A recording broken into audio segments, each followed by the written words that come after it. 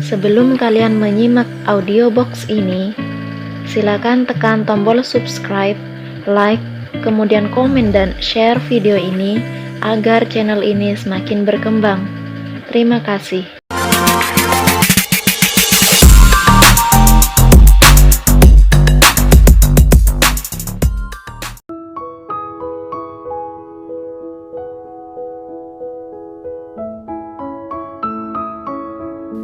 Dita menjatuhkan pilihannya untuk kuliah di kampus yang sama dengan tempat Lofi mendaftar. Dan tidak terasa hari ini adalah hari pertama Dita memasuki dunia kampus. Sebelumnya ia telah mengikuti kegiatan orientasi yang untungnya tak semenyeramkan yang ia pikir. Justru terbilang menyenangkan. Tak ada kakak tingkat yang songong. Kegiatan orientasi itu membuat semua mahasiswa baru sepenuhnya mengenal dunia kampus yang akan mereka tempati selama 4 tahun ke depan. Karena hari ini adalah hari perdana Dita masuk kuliah, gadis itu meminta Dennis mengantarnya. Dennis yang memiliki jadwal di sekolah hari itu terpaksa izin pulang lebih awal karena Dita akan berangkat jam 12:30. Tak seperti keinginannya yang minim untuk kuliah, Dita justru sangat bersemangat hari ini. Setelah mengikuti orientasi mahasiswa baru yang menyenangkan, semangat itu tumbuh. Untung saja ia menuruti saran Dennis, kalau tidak, pasti ia akan menyesal di akhir. Hari ini, Dita mengenakan skinny jeans yang dipadukan dengan t-shirt berlengan panjang dengan motif garis-garis horizontal. Melihat penampilan Dita yang mencerminkan kemudaan itu, membuat Dennis berpikir bahwa Dita memang terlalu muda untuk menjadi seorang istri. Dan ia baru sadar bahwa selama ini, Dita telah memosisikan diri sebagai istri yang sangat baik. Sudah sampai. Dennis menghentikan mobilnya di depan gerbang kampus. Aku gugup, Ak. Ujar Dita yang mendadak merasa ragu untuk turun dari mobil. Ini hari perdananya masuk kelas. Bagaimana jika ia melakukan kesalahan dan membuat dirinya sendiri malu? Dulu, sewaktu pertama kali mengajar, aku ditertawakan oleh seluruh siswa di dalam kelas. Dita menoleh. Kenapa? Tanyanya penasaran. Sebab setahunya, Dennis selalu sempurna dalam hal apapun. Di pipiku ada spidol. Aku tidak menyadarinya sampai mendengar kasak kusuk mereka. Dita tertawa geli. Tak bisa ia bayangkan bagaimana ekspresi Dennis saat itu. Kalau ia jadi Dennis, mungkin ia sudah grogi dan malu di hadapan murid-muridnya. Sentuhan Dennis di tangannya membuat perhatiannya kembali kepada lelaki itu. Semua orang melakukan kesalahan. Jadi, kalau nanti sesuatu terjadi, nggak usah gugup. Semuanya akan berjalan baik kalau kamu percaya diri. Dita mengangguk paham. Makasih, A. Dia turun. Gadis itu mengambil tangan Dennis kemudian menciumnya. Sayang, A. Dia lalu turun dan berjalan masuk ke dalam wilayah kampus. Dennis menyentuh punggung tangannya. Ia tersenyum kecil.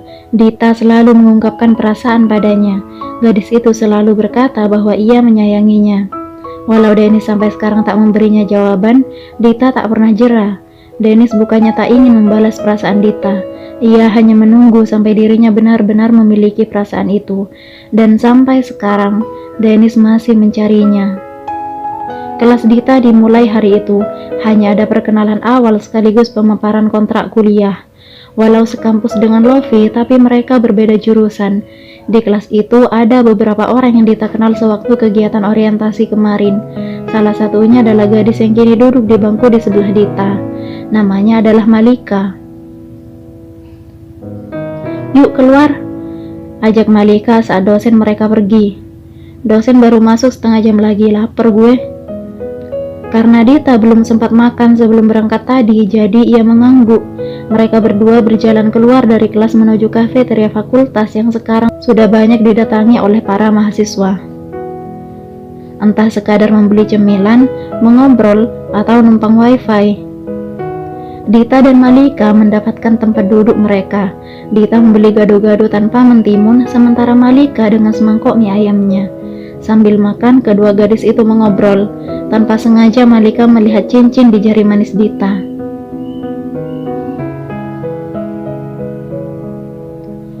"Lo udah tunangan?"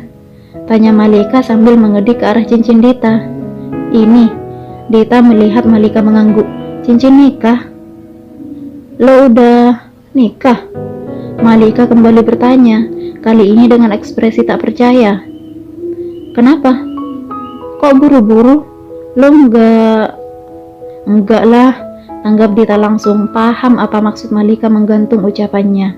"Kirain..." Dita mencibir, "Emang kalau nikah muda salah ya?" "Ya enggak sih, cuma kan kebanyakan kalau nikah muda itu gara-gara MBA." "Gue kan enggak." Bibir Dita mengerucut. "Pilihan orang tua atau kemauan sendiri?" "Bukan pilihan orang tua sih. Awalnya juga gue agak-agak setuju, tapi sekarang gue nggak nyesel kok." Dita tersenyum kecil. Dita merasa bahwa ia akan menyesal kalau tidak menikah dengan Dennis. Secara Dennis adalah lelaki yang disukainya sejak awal. Menjadi istri lelaki itu adalah sebagian mimpinya yang berwujud nyata. Semakin kesini, Dita semakin senang menjadi istri Dennis. Usai makan, kedua gadis itu keluar dari kafeteria. Lalu jam kuliah dimulai lagi.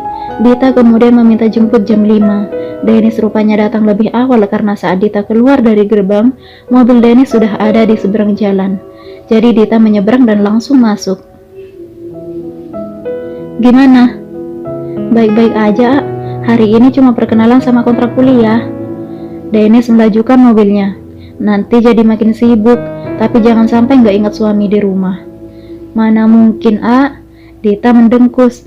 Ia melirik Dennis lalu merangkul lengan lelaki itu dan bersandar di sana. "Aku akan jaga hati, A juga ya." Dennis menjawabnya dengan mengecup puncak kepala istrinya. Dennis membawa Dita berjalan-jalan ke pusat perbelanjaan. Itu semua karena ia melihat wajah bosan si cantik yang semakin keruh dari detik ke detik. Dennis tak tahu karena apa. Ia pun tidak membuat kesalahan padanya.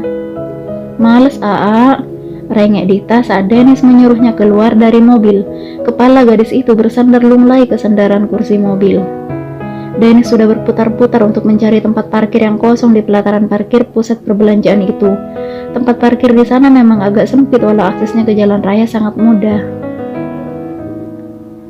Dennis sengaja mengabaikan rengekan itu. Ia turun lebih dulu untuk membukakan Dita pintu mobil.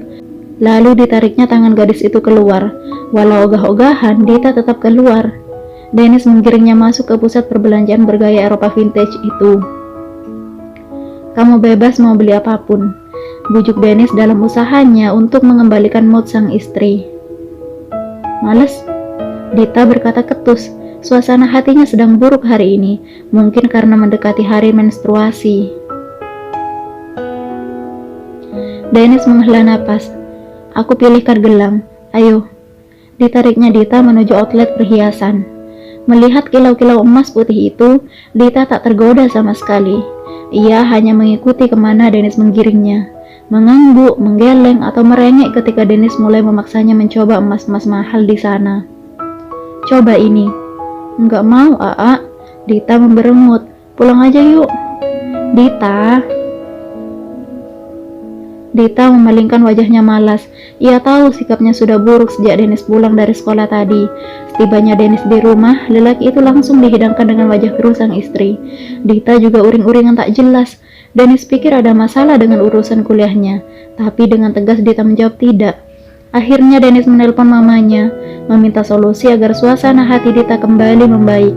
Rianti menyuruhnya agar membawa Dita jalan-jalan, hingga di sanalah mereka sekarang. Kedua mata Dita bersiborok dengan gelang cantik yang menarik perhatiannya. Jadi ia berhenti merengek dan meraba kaca yang melingkupi gelang rantai berwarna putih dengan ornamen bintang kecil di sekelilingnya itu.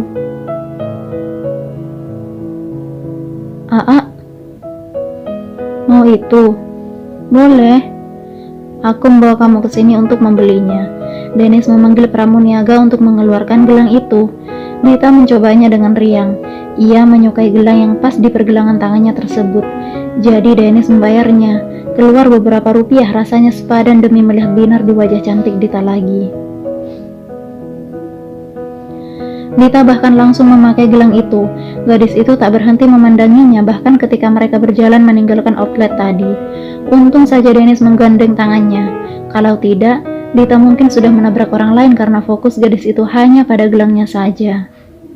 Untuk makan malam, Dennis mengajak Dita ke kafe di pusat perbelanjaan itu. Dita menurutinya tanpa banyak rengekan. Pukul 9 malam, mereka keluar dari kafe itu. Dita sudah mengantuk saat mereka berjalan menuju pintu keluar. Dennis! Atas panggilan itu, Dennis mengurungkan kakinya yang sudah akan menginjak eskalator untuk turun. Ia menoleh dan mencoba untuk mengenali siapa pasangan yang kini berjalan ke arahnya. Wah, bener ini loh. Lelaki seumurannya menepuk pundaknya. Rosie? Tebak Dennis ragu. Iya, ini gue, masa lupa. Dennis lalu menjabat tangan Rosie sama seperti yang sering mereka lakukan dulu. Ia juga meninju pundaknya dengan akrab. Rosie adalah salah satu teman karibnya semasa kuliah. Selepas kuliah, Dennis kehilangan kontak dengannya karena Rosie kembali ke kampungnya sendiri. Lo tinggal di sini? Dapat istri orang sini. Rosie memperkenalkan istrinya yang bernama Melda. Dia sohib aku pas kuliah. Melda tersenyum ramah. Melda. Dia siapa? Kedik Rosie ke arah Dita yang memandangi interaksi mereka dalam diam. Istri gue, namanya Dita. Hei Dit, sapa Rosie yang Dita tanggapi dengan senyuman. Kirain lo jadi sama Daniar dan dia kemana? Mendengar nama yang sama sekali asing itu, Dita mendongak ke arah Dennis. Ada perubahan di raut wajah lelaki itu. Jejak emosinya tak dapat Dita tebak. Dia di London, jawab Dennis singkat, menoleh ke arah Dita dan bertanya, pulang? Maka Dita mengangguk. Dennis berpamitan pada Rosie lantas menggiring Dita menuju mobil. Sewaktu berangkat tadi, niatnya hendak mengembalikan suasana hati Dita. Saat pulang sekarang justru suasana hatinya sendiri yang memburuk. Ah, Daniar siapa? Bukan siapa-siapa. Terus tadi, kenapa? Kamu cemburu? Dennis malah balik bertanya, tak ayal membuat Dita cemberut. Ya aku kan pengen tahu, nanti suami aku direbut perempuan lain gimana? Dennis menoleh, dia masa laluku. Mendengar jawaban itu, langkah Dita terhenti. Mendengar kata masa lalu membuat dirinya sedikit takut. Karena Dita berhenti, otomatis Dennis pun mengikutinya. Ia melihat kecemasan di mata sang istri. Dengan lembut diusapnya jemari Dita yang mengenakan cincin kawin mereka. Dia masa laluku Dita, tapi tak akan pernah menjadi siapa-siapa di masa depan. Katanya memahami kecemasan yang Dita rasakan. Masih tak tenang, Dita bertanya, kalau sewaktu-waktu dia pulang gimana? Kapanpun dia pulang dan kami bertemu lagi, tidak akan ada pengaruhnya untukku. Aku adalah lelaki beristri dan istriku sangat cantik, mana bisa berpaling? Mendengar pujian itu, pipi Dita bersemu.